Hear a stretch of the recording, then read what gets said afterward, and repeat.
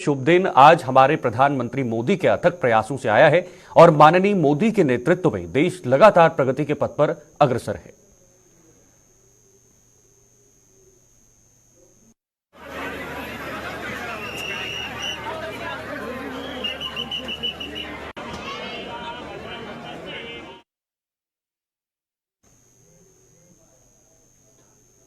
तो वहीं राज्य में सम्मान नागरिक संहिता जल्द लागू होने जा रही है। सीएम पुष्कर सिंह धामी ने कहा है कि यूनिफॉर्म सिविल कोड का मसौदा तैयार करने के लिए बनी कमेटी 2 फरवरी को अपना ड्राफ्ट प्रदेश सरकार को सौंपेगी और आगामी विधानसभा सत्र में विधेयक लाकर समान नागरिक संहिता को प्रदेश में लागू करेंगे।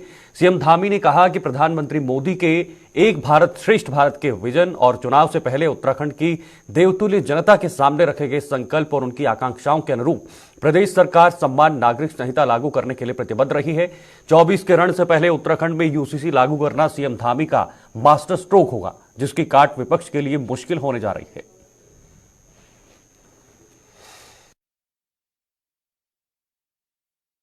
यूसीसी हमारा इस विधानसभा का जो चुनाव 2022 में उत्तराखंड का था, उसमें हमारा संकल्प था देवभूमि उत्तराखंड की देवतुल्य जनता के सामने हमने ये अपना संकल्प रखा। उस संकल्प को पूरा करने के लिए देवभूमि की जनता ने हमको आशीर्वाद दिया, सरकार में आने का मौका दिया और हमने ड्राफ्ट बनाने के लिए कमेटी का गठन किया। जस्टिस रंजना प्रकाश देसाई जी की अध्यक्षता में कमेटी बनी। कमेटी ने अपना काम पूरा कर लिया है और उन्होंने हमको बताया है कि 2 तारीख को वो हमको ड्राफ्ट दे देंगे और उनका ड्राफ्ट देने के बाद उसका आकलन करेंगे, उसको मंत्रिमंडल में लाएंगे। उसके बाद विधानसभा में जो विधेयक बनने की दिशा में, एक्ट बनने की दिशा में जो कार्रवाई होती है, उस कार्रवाई को हम आगे बढ़ाएंगे।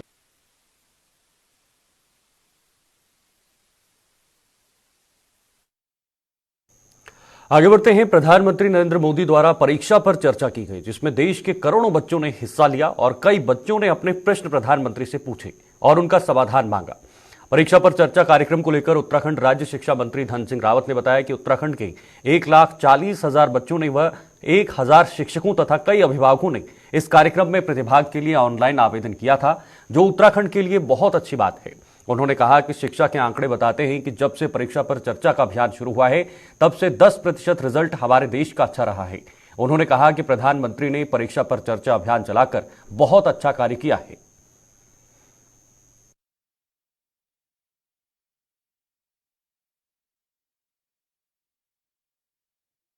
हमारे राज्य से 1,40,000 से ज़्यादा बच्चों ने परीक्षा पे चर्चा का आज रजिस्ट्रेशन किया था और 15,000 से ज़्यादा टीचरों ने आज रजिस्ट्रेशन किया था और 4,000 से ज़्यादा अभिभावकों ने इसमें आज रजिस्ट्रेशन किया था। और मुझे बड़ी खुशी है कि आज हज़ारों स्कूलों में कार्यक्रम किया गया। लाखों बच्चों ने हमारे राज्य में इस कार्यक्रम को देखा है। प्रधानमंत्री जी हर साल की भांति इस साल भी लगभग 2.25 घंटे बच्चों के साथ रहे हैं। कई बच्चों के प्रश्न थे, उनका उन्होंने उत्तर दिया। हमारे उत्तराखंड का भी सौभाग्य था कि हमारे यहाँ के बच्चे ने भी प्रश्न पूछा है।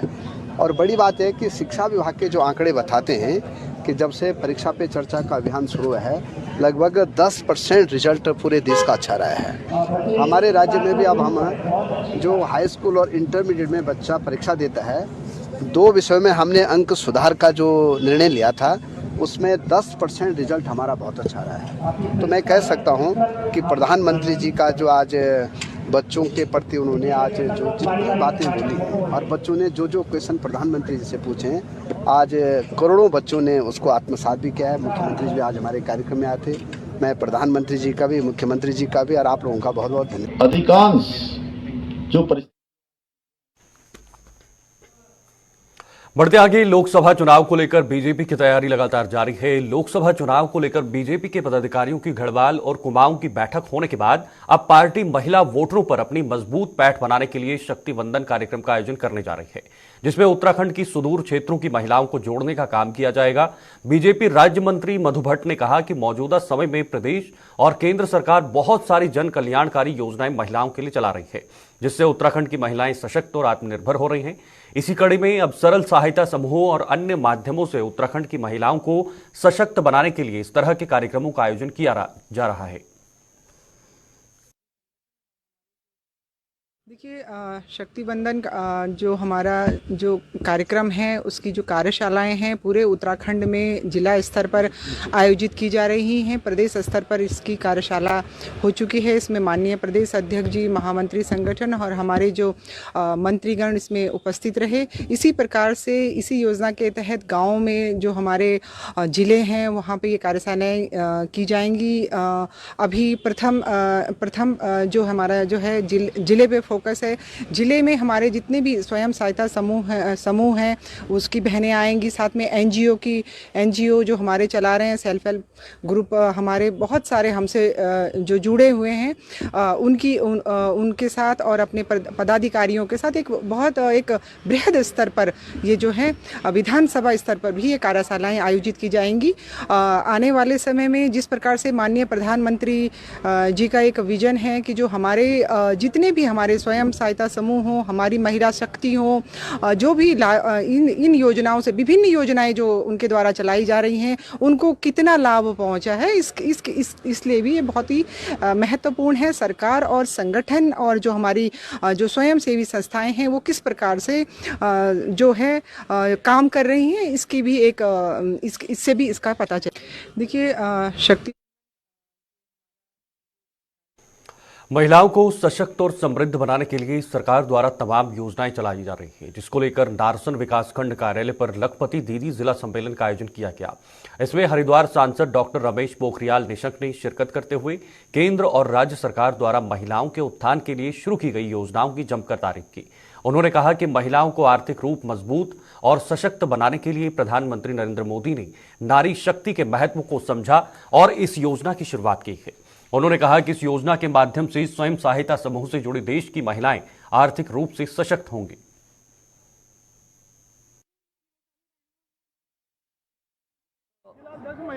महिला मोर्चा ने यहाँ पर हमारी जो लखपति बहनें हैं उनका एक महासम्मेलन किया।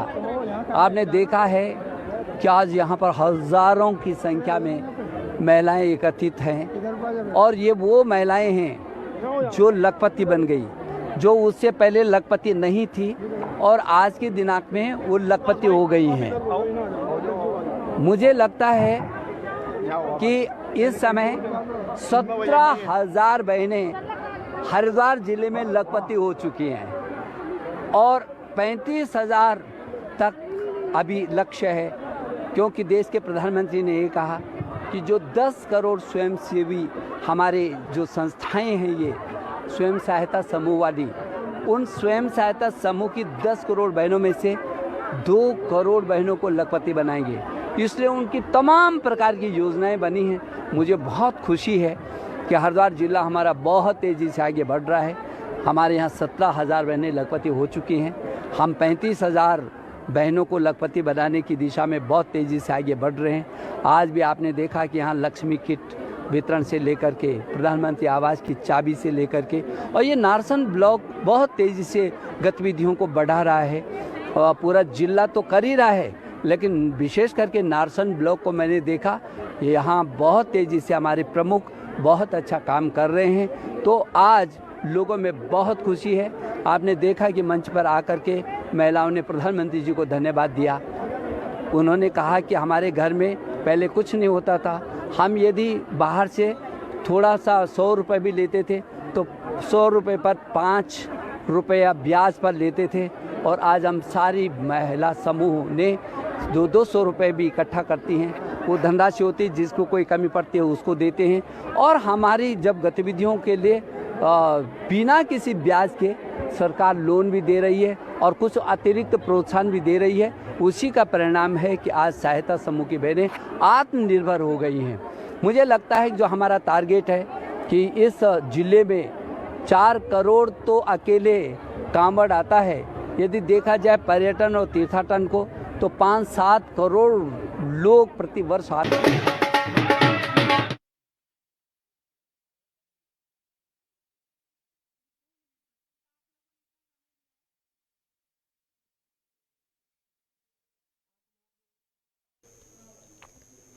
अब बढ़ते हैं अगली खबर की ओर। आबकारी आयुक्त एचसी सेवाल के दिशा निर्देशों पर लगातार अवैध शराब के विरुद्ध कार्रवाई की जा रही है। इसी कड़ी में आबकारी टीम ऋषिकेश द्वारा आबकारी निरीक्षक प्रेरणा बिष्ट के नेतृत्व में सहस्त्रधारा रोड पर स्थित एक मकान की तलाशी लेने पर वहां खड़ी कार से 6 पेटी अवैध विदेशी शराब पकड़ी गई है। अभियुक्त से पूछताछ करने पर उसके द्वारा रायपुर लाडपुर स्थित घर में भारी मात्रा में अवैध इंपोर्टेड शराब का जखीरा होने की जानकारी मिली है। अभियुक्त की जानकारी पर उक्त घर में छापा मारने पर चंडीगढ़ राज्य से तस्करी कर लाई गई विभिन्न महंगी अंग्रेजी शराब, Valentine, Jaeger mister, Jacob Greek, black label, royal स्टेग आदि इंपोर्टेड ब्रांड की 34 पेटियों की बरामदगी हुई है, जिसकी कीमत लगभग 10 लाख रुपए बताई जा रही है। टीम में आबकारी निरीक्षक प्रेरणा बिष्ट, हेड कांस्टेबल अर्जुन सिंह, आशीष प्रकाश, प्रदीप दयाल उपस्थित रहे।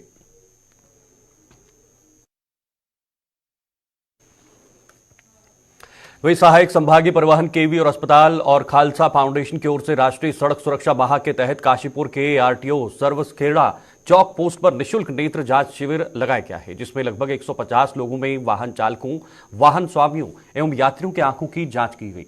इस दौरान शिविर में पहुंचे लोगों को यातायात नियमों की जानकारियां दी। इस दौरान सहायक संभागीय परिवहन विभाग काशीपुर आरआई टेक्निकल प्रदीप सिंह ने वाहन चालकों से यातायात नियमों का पालन करने की अपील की है। उन्होंने चालकों को यातायात के प्रति जानकारी दी और वाहनों को धीमी गति से चलाने की बात कही है।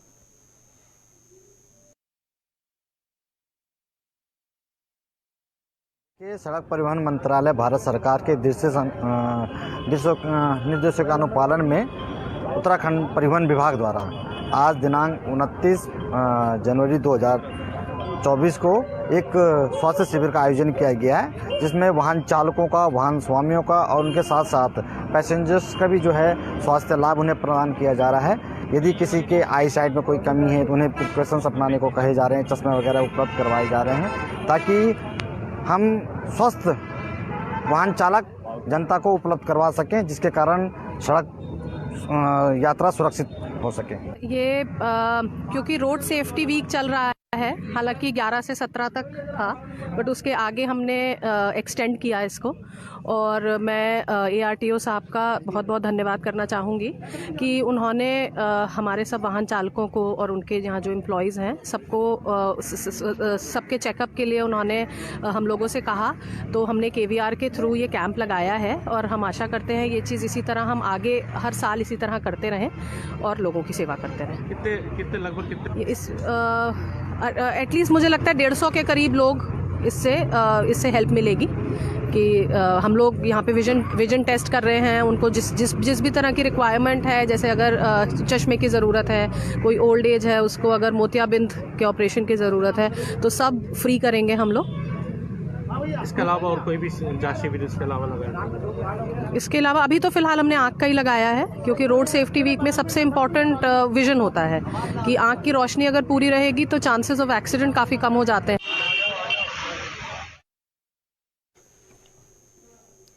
विकासनगर में क्षेत्रीय विधायक मुन्ना सिंह चौहान और कांग्रेस के कद्दावर नेता नीरज अग्रवाल के नेतृत्व में सैकड़ों कांग्रेस कार्यकर्ताओं ने भारतीय जनता पार्टी का दामन थाम लिया है। बताते चले, प्रधानमंत्री नरेंद्र मोदी की बढ़ती लोकप्रियता के चलते कांग्रेस नेता और कार्यकर्ताओं ने भारतीय जनता पार्टी की सदस्यता ग्रहण की है। वहीं नगर पालिका के पूर्व चेयरमैन नीरज अग्रवाल के साथ उनके साथी गिरीश सप्पल, हनी और व्यापार मंडल के अध्यक्ष व कांग्रेस के नेता संजय गुप्ता व प्रशांत वर्मा सहित सैकड़ों कांग्रेस कार्यकर्ता भी बीजेपी में शामिल हो गए। आपको बता दें, कांग्रेस के नेताओं के जाने से विकासनगर क्षेत्र में कांग्रेस को बहुत बड़ा झटका लगा है।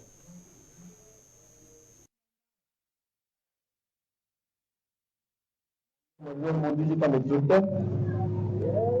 और इस समय कोई भी विकास का जो सपना सुलझाया, किसी भी व्यक्ति का एक राजनीतिक सपना होता है कि मैं अपने क्षेत्र का विकास करूं, उसको देखते हुए मैंने माननीय विधायक मुन्ना सिंह चौहान जी के नेतृत्व में और ब्लॉक प्रमुख बिट्टू भाई के नेतृत्व में आज भाजपा का दामन थामा है। और मैं आपको विश्वास दिलाता हूं कि मैंने कोई भी शर्त जो लोग कह रहे हैं या मेरे पूर्व दल के आज व्यक्ति ने जो बयान दिया है, ऐसा कुछ नहीं है। आने वाला समय बताएगा कि कौन क्या है। हनुमानगढ़ी पर पूर्व कैबिनेट मंत्री, मैं उस बारे में अपनी कोई टिप्पणी नहीं करना चाहूंगा, क्योंकि पूर्व में मेरे वो वरिष्ठ है, उसमें कोई टिप्पणी नहीं करना चाहूंगा। आज सैकड़ों की संख्या है, अभी वो लिस्टिंग पूरी हो रही है, उसमें थोड़ा समय लगेगा, वो आपको मिल जाएगी। और मैं सभी साथियों का जो मेरे साथ आज भाजपा परिवार से मिलित हुए हैं, दिल से हृदय से उनका कृतज्ञ हूं और हमेशा आभारी रहूंगा। आगे बढ़ते हैं। देहरादून पुलिस यातायात नियमों के प्रति आम जनता को जागरूक करने के लिए सड़क सुरक्षा वाहक अभियान चला रही है, जो 15 जनवरी से शुरू होकर 14 फरवरी तक चलेगा। इस अभियान के क्रम में देहरादून घंटाघर चौक पर 1 दिवसीय बाल इंस्पेक्टर अभियान चलाया गया, जिसके तहत स्कूल में पढ़ने वाले 2 छात्रों को यातायात अधिकारी की जिम्मेदारी सौंपी गई। इस दौरान दोनों बच्चों ने यातायात नियमों का उल्लंघन करने वालों को रोककर उन्हें यातायात नियमों के प्रति जागरूक किया। इस अभियान को लेकर एसएसपी देहरादून अजय सिंह ने बताया कि अगर नियमों का उल्लंघन करने वालों को बच्चे जागरूक करेंगे तो उन पर प्रभाव ज्यादा पड़ेगा। उन्होंने कहा कि आने वाले समय में जो स्कूली बच्चे वाहनों का संचालन करेंगे, उन पर भी इस बात का प्रभावी असर देखने को मिलेगा।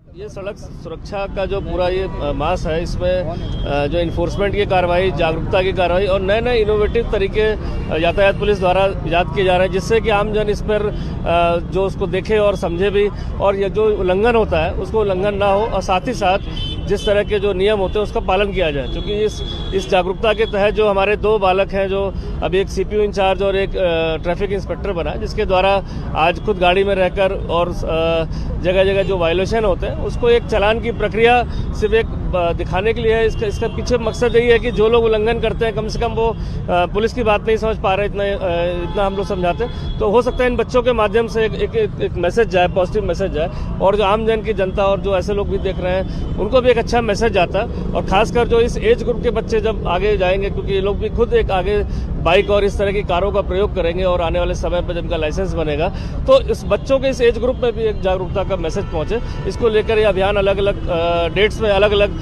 तरीके से मनाया जा रहा है, जिसमें आज जो है 2 लोग को इसमें ट्रैफिक इंस्पेक्टर बनकर ये आज इनके द्वारा चालान की कार्रवाई विभिन्न चौराहों पर की। इधर रुड़की के मंगलौर स्थित राजकीय महाविद्यालय में देवभूमि उद्यमिता योजना के तहत 2 दिवसीय स्टार्टअप बूट कैंप का आयोजन किया गया है, जिसमें कॉलेज के प्रोफेसर सहित भारी संख्या में छात्र और छात्राओं ने भाग लिया। शिविर में छात्र छात्राओं को अपना उद्योग लगाकर आत्मनिर्भर बनने की जानकारी दी गई है, ताकि पढ़ लिखकर देश के युवा स्वरोजगार अपनाकर दूसरे लोगों को भी अपने साथ जोड़ने का काम करें। इस मौके पर छात्र छात्राओं को बताया गया किस तरह से अपना कार्य शुरू किया जा सकता है। वहीं बैंक से संबंधित लोगों ने भी जानकारी दी कि कोई भी उद्योग शुरू करने से पहले अगर धन की आवश्यकता होती है तो बैंक उनको लोन भी उपलब्ध करा सकते हैं।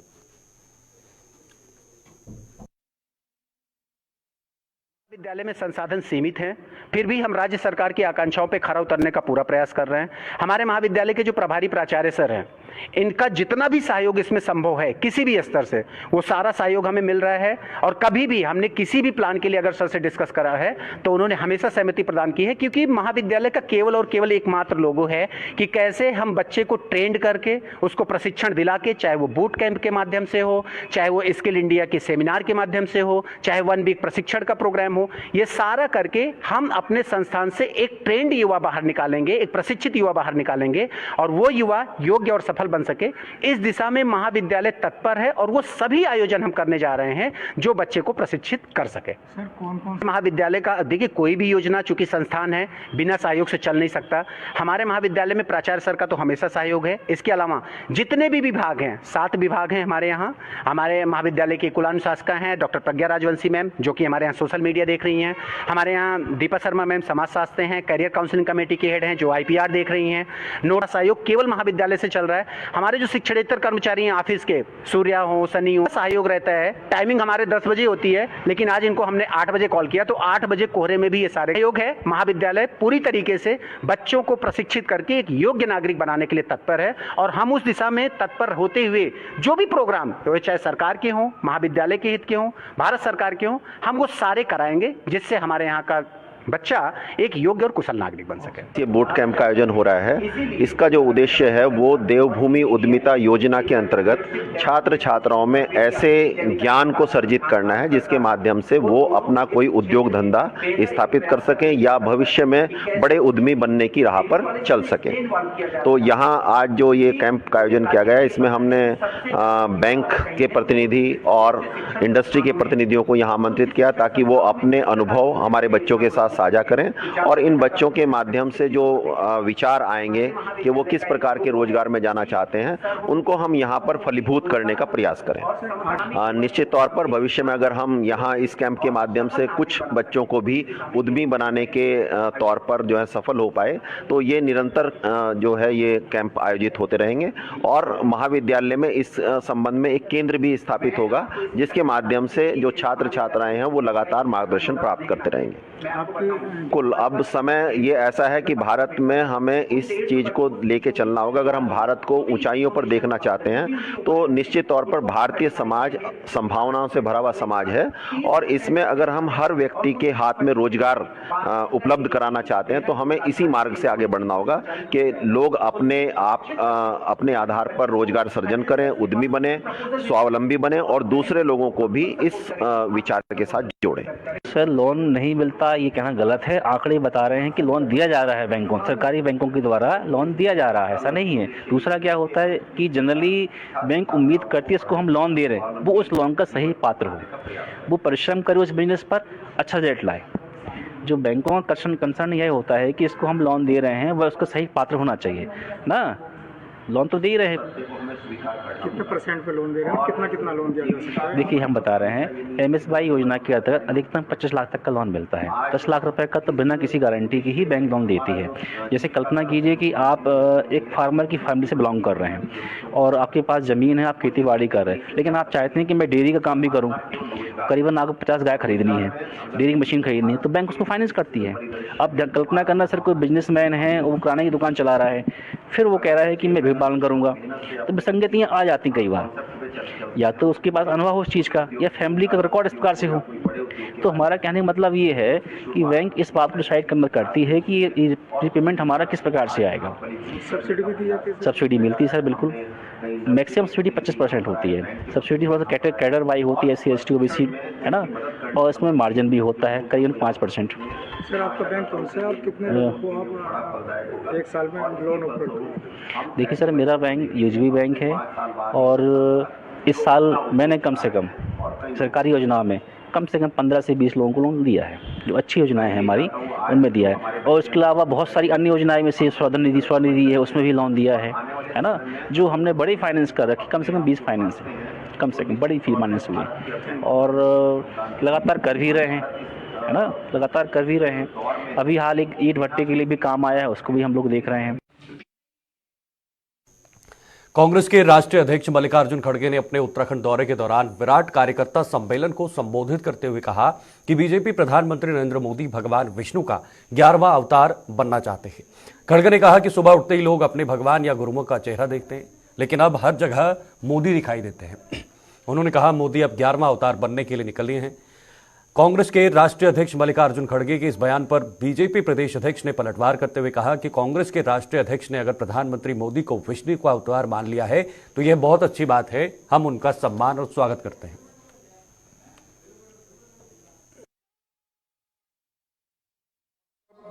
सुबह उठते ही आप भगवान का, राम का फोटो नहीं देते या अपने धर्म के जितने भी गुरुज हैं उनकी फोटो, उनका क्या बोलते चेहरा आप नहीं देखेंगे। टीवी लगाए कि मोदी का चेहरा देखेंगे आप, भगवान का नहीं। और उसीलिए वो आगे ये प्लान कर रहे हैं कि मैं भी एक 10वें अवतार में, विष्णु के 10 अवतार ना, हाँ कितने हैं भाई? अरे तुम ही लोग समझते हैं, हम तो गुलबर्गा दक्कन में रहने वाले कर्नाटक के। 10 अवतार में अब इन्हों 11वां अवतार बनने के लिए निकले हैं। अरे भाई, हर आदमी को आस्था है, हर आदमी भगवान पे विश्वास रखता है, लेकिन राज्य अलग होता है, धर्म अलग होता है। धर्म की जगह धर्म होती है और राज की जगह, राज करने की जगह राजा अलग होता है। लास्ट में बोलूंगा इसलिए कि अंकिता भंडारी मर्डर केस किसने किया और क्यों आज तक बाहर नहीं आ रहा?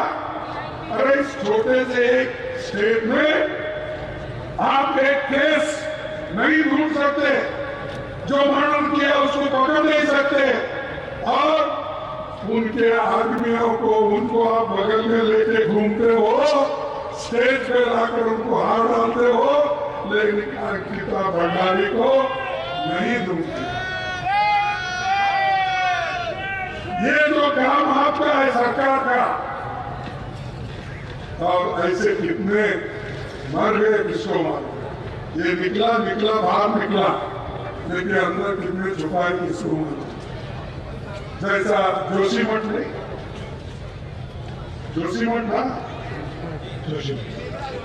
यहाँ पर जो एक हादसा हुआ, घर गिर गए, भूकंप हुआ, उसको भी नहीं देखे, उसको जितनी मदद करनी थी वो नहीं किए, और ऐसे हादसे होते जाएंगे, उसके लिए आगे क्या करना चाहिए वो भी सोच नहीं। तो ये ऐसी सरकार यहाँ पर बैठी है, ऐसे लोगों को आप निकाल के उखाड़ के फेंकना चाहिए। सत्ता से अगर नहीं निकालेंगे, आगे आप लोग ऐसे ही जुर्म सहते रहेंगे। और आपसे बहुत संबंधित है, आपके लोगों को भी बहुत ये संबंधित है, यहाँ के जो हमारे नौजवान बच्चे हैं उनको भी इससे वास्ता है। उन्होंने बोला, मोदी जी ने बोला, बीजेपी ने बोला, हम हर नौजवान को फौज में भर्ती कराएंगे। उत्तराखंड के इस खास बुलेटिन में फिलहाल के लिए इतना ही। दीजिए इजाजत, नमस्कार।